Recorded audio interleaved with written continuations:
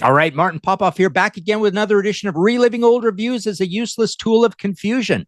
We are looking at basically reviews of albums that over time have become legendary. We blabbed about them for decades kind of thing, but I always was interested in what was said, boots on the ground at the time, no context sort of thing. This is going to be a short one. I don't know how this review is going to be. I go in cold with these things, right?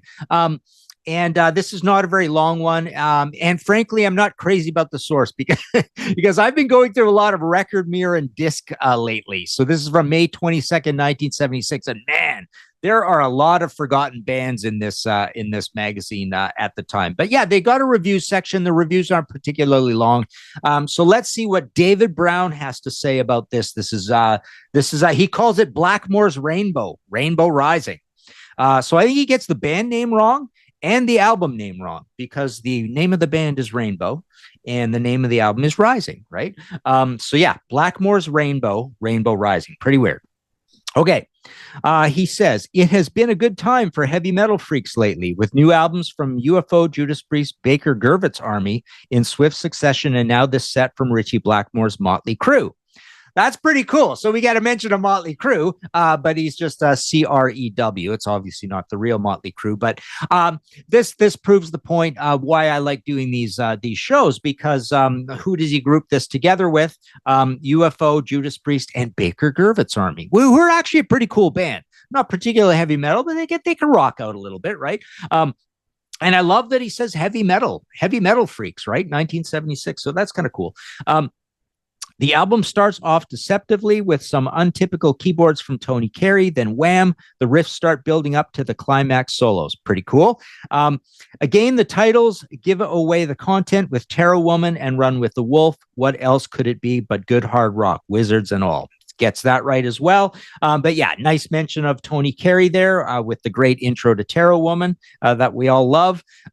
Side 2 is taken up with 2 long tracks, Stargazer and A Light in the Black, the latter being complete with breakneck speed guitar and Ronnie Hames Dio.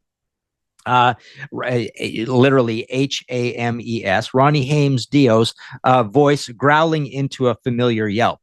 So I like that speed guitar. He doesn't quite say speed metal, so he hasn't invented the term speed metal yet, but he says speed guitar.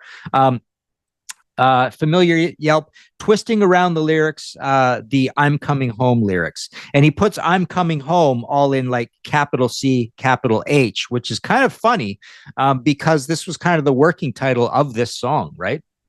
And you know, if you're saying the I'm coming home lyrics, you shouldn't be saying, you know, capital C, capital H, because you're just saying the words, right? So he doesn't know this, right? Or shouldn't be saying it this way. This one should certainly get the head nodders on their feet, miming to pretend guitars. And if Purple are losing fire, then Rainbow are ready to rise to the occasion and take their place. So that's a good point. Purple is absolutely fizzling at this point. What do we got? May 22nd, 76. I can't remember the timeline exactly, but obviously we've had a compromised lineup again with Come Taste the Band, and then the band totally implodes. We get a posthumous Made in Europe live album. But yeah, Rainbow totally on the ascendance. Richie takes over, does what he wants to do, which is the good heavy rockin', the Wizards and all. He discovers Ronnie.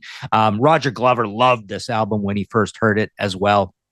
So yeah, Rainbow on the rise, Deep Purple going down. I like this miming to pretend guitars. He doesn't quite say air guitar here, but he's getting to that idea. So there you go. That has been another Reliving Old Reviews as a Useless Tool of Confusion. You can get my Rainbow book. What did I call it? Sensitive to Light. It's just a good autobiography, standard kind of book about Rainbow at martinpopoff.com. I've got about 100 other books in print there as well on all sorts of dad rock situations, right?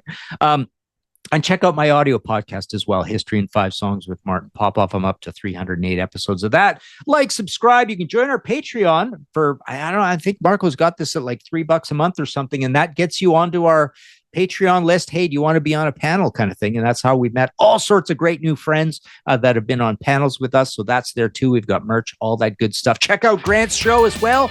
Grant's Rock Warehaus. He's got a whole channel of his own that he does a lot of really cool, interesting, different things on there. And there you go. This has been a Reliving Old Reviews is a Useless Tool of Confusion.